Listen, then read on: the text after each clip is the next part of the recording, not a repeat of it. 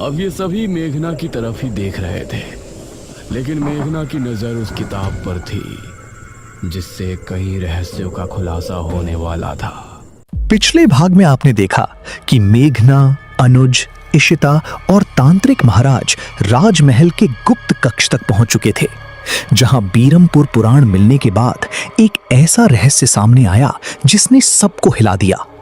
तांत्रिक महाराज को पता चला कि मेघना कोई साधारण लड़की नहीं, बल्कि 400 साल पहले की राजकुमारी मेघालया का पुनर्जन्म है। अब आगे तांत्रिक महाराज ने पुराण को अपने हाथ में लिया और पढ़ना शुरू किया, और सभी लोगों के सामने 400 साल पुरानी घटनाएं फिर से जीवित होने लगी। महल के उसी कमरे में जैसे अतीत की परछाइयां घूमने लगी थीं। 400 साल पहले महामारी खत्म होने के बाद पूरा बीरमपुर जश्न मना रहा था। राजमहल दीपकों की रोशनी से चमक रहा था और गांव के लोग दमयंती को देवी मानकर उसकी पूजा कर रहे थे। लेकिन इस खुशी के बीच राजकुमारी मेघालय के चेहरे पर अजीब बेचैनी थी। उन्हें महसूस हो रहा था कि कुछ गलत है। मृत्युंजय अमृत ने लोगों की जान तो बचा ली थी, लेकिन उसके पीछे कोई खौफनाक रहस्य छिपा था। राजमहल की बालकनी से राजकुमारी नीचे जश्न मनाती प्रजा को देख रही थी, जबकि दूर अंधेरी जंगल की तरफ से अजीब काली धुंध उठती दिखाई दे रही थी। उसी समय दमयंती पीछे खड़ी हल्की मुस्कान के साथ राजकुमारी को देख रही थी, जैसे उसे पहले से पता हो कि जल्द ही सब कुछ बदलने वाला है।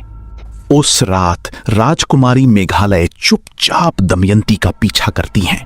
पूरा जंगल घने अंधेरे और धुंध से ढका हुआ था। सिर्फ चांद की हल्की रोशनी पेड़ों के बीच दिखाई दे रही थी। दमयंती धीरे धीरे जंगल के सबसे पुराने हिस्से की तरफ बढ़ रही थी, जहां सदियों पुराना विशाल बरगद का पेड़ खड़ा था। राजकुमारी पेड़ों के पीछे छिपकर उसे देख रही थी, लेकिन जैसे ही वो उस जगह पहुंचती हैं, उनके कदम अचानक रुक जाते हैं।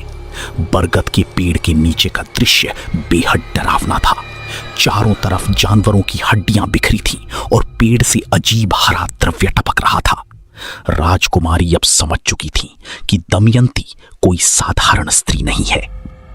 राजकुमारी मेघालय पेड़ों के पीछे छिपकर दमयंती को ध्यान से देख रही थी। विशाल बरगद के पेड़ के नीचे दमयंती जमीन पर बने अजीब चिन्हों के बीच बैठी थी। उसकी आंखें बंद थीं और वो किसी अनजानी भाषा में मंत्र पढ़ रही थी। ओम काल भैरम निशांत वीरा अंध तमस रुद्रकारा मृत्यु जाग्रत शून्य द्वारा निशिलो उद्भवा काल संवारा। जैसे जैसे उसके मंत्र तेज होते गए, पेड़ से टपक रहा हरा द्रव्य धीरे धीरे काला होने लगा। चारों तरफ की हवा भारी हो चुकी थी। पेड़ की जड़ें जमीन के अंदर अजीब तरीके से हिल रही थीं, जैसे उनमें जान आ गई हो। अचानक आसपास बैठे कौवे जोर जोर से चीखने लगे और जंगल में एक डरावनी कंपन फैल गई। मृत्यु जाग्रत शून्य द्वारा निशिलो उद्भवा काल संवारा। राजकुमारी अब डर चुकी थीं, क्योंकि उनके सामने कोई साधारण तंत्र नहीं, बल्कि काली शक्तियों का अनुष्ठान चल रहा था। ओम काल भैरम निशांत वीरा अंध तमस रुद्रकारा मृत्यु जाग्रत शून्य द्वारा। दमयंती के मंत्र अचानक रुक जाते हैं। जंगल में फैली हवा एक पल के लिए पूरी तरह शांत हो जाती है। सिर्फ बरगद के पेड़ से टपकते काले द्रव्य की आवाज सुनाई दे रही थी। राजकुमारी मेघालया अब और छिप नहीं पाती। वो धीरे धीरे पेड़ के पीछे से बाहर आती हैं और कांपती आवाज में दमयंती से पूछती हैं, तुम कौन हो? कुछ सेकंड तक दमयंती बिल्कुल स्थिर बैठी रहती है। फिर वो बहुत धीरे धीरे पीछे मुड़ती है और उसके चेहरे पर एक डरावनी मुस्कान फैल जाती है। उसकी आंखें अब सामान्य नहीं थीं। उनमें अजीब हरी चमक दिखाई दे रही थी, जैसे कोई दानवी शक्ति उसके अंदर जाग चुकी हो। राजकुमारी पहली बार सच में डर जाती हैं। तुम्हें यहाँ नहीं आना चाहिए था, राजकुमारी।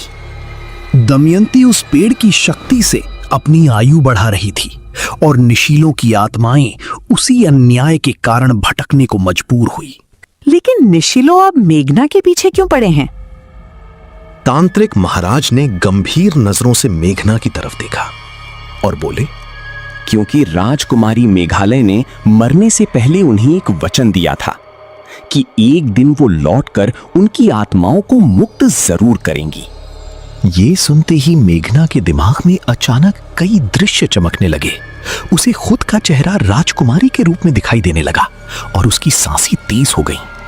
अचानक मेघना की आंखों के सामने वही रात घूम गई जब राजकुमारी आखिरी बार जंगल गई थी। उसने देखा कि राजा विश्वजीत पूरी तरह दमयंती के वश में आ चुके थे। दमयंती ने राजा को विश्वास दिला दिया था कि राजकुमारी उससे राज्य छीनना चाहती है। धीरे धीरे राजा अपनी ही बेटी से नफरत करने लगे थे। एक रात राजकुमारी ने गांव वालों और निशीलों को साथ लेकर दमयंती को रोकने की योजना बनाई। उन्होंने तय किया कि अगली एकादशी की रात उस बरगद के पेड़ को नष्ट कर दिया जाएगा। लेकिन दमयंती को उनके हर कदम की खबर मिल चुकी थी। उसने राजा विश्वजीत को भड़काया और राजमहल के सैनिकों को जंगल भेज दिया। शनिवार की रात जब निशीलो एक ताबूत लेकर जंगल पहुंचे तो सैनिकों ने उन पर हमला कर दिया। उसी संघर्ष में चारों निशीलों की मौत हो गई और उनकी आत्माएं उसी जंगल में फंस गईं। राजकुमारी मेघालय उन चारों को बचा नहीं पाई और खुद भी गंभीर रूप से घायल हो गई। मरने से पहले उन्होंने निशीलों से वादा किया कि वो एक दिन लौटकर उन्हें इस श्राप से मुक्त करेंगी। मतलब मेघना वही राजकुमारी है? तांत्रिक महाराज ने जल्दी से बीरमपुर पुराण का आखिरी पन्ना खोला। उसे पढ़ते ही उनके चेहरे का रंग उड़ गया। उसमें लिखा था कि जिस आत्मा ने वचन दिया था उसी आत्मा को मृत्युंजय अमृत के पेड़ के सामने जाकर निशिलों का अंतिम संस्कार पूरा करना होगा, वरना अगली पूर्णमासी तक पूरा बीरमपुर इन आत्माओं का शिकार बन जाएगा। आखिर क्या मेघना निशीलों की आत्माओं को मुक्त कर पाएगी? क्या दमयंती सच में खत्म हो चुकी है या उसका श्राप अभी भी जिंदा है?